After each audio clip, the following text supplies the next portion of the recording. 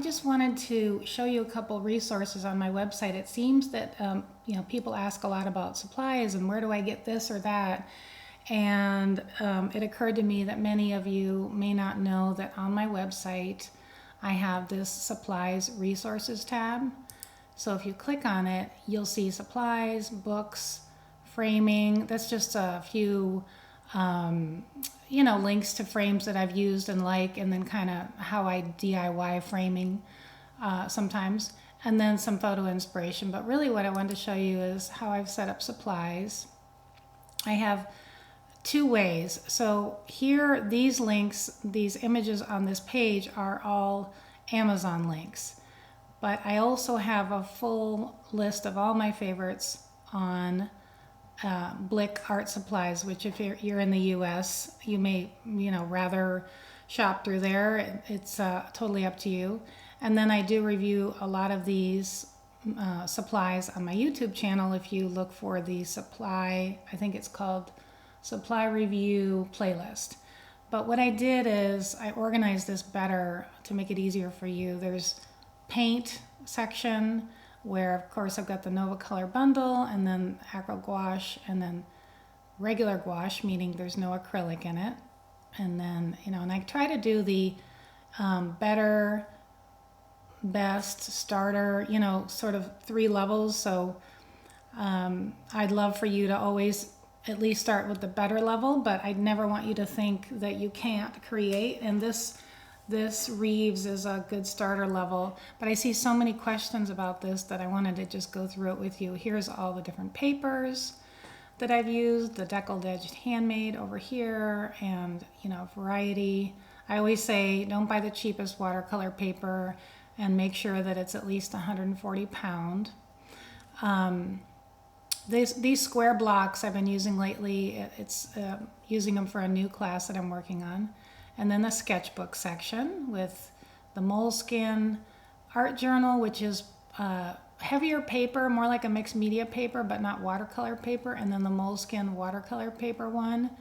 And then this one's a nice, this Strathmore is like a soft, these are hardback, the first two. And this is sort of it's a softer back, so, just personal preference. And then these Artesas are decent and they're inexpensive. And then there's this with the spiral, so kind of something for everybody. Some brushes selected. I do like the Cotman brushes and the Princeton brushes. I'm getting my own brush set branded and designed, but that's probably going to be later this month. Then I have a section on markers, pastels, and pens. I know you've seen me talk about how I love these oil pastels. The range of colors for the money is amazing. And then my favorite gold markers. I'm not going to go through all of these, but I just didn't. Now the Posca pens, here's a starter set, but if you want other colors, go to the Blick Supply and you'll see various, many colors.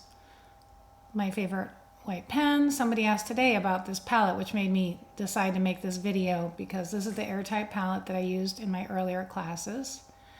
The glass palette.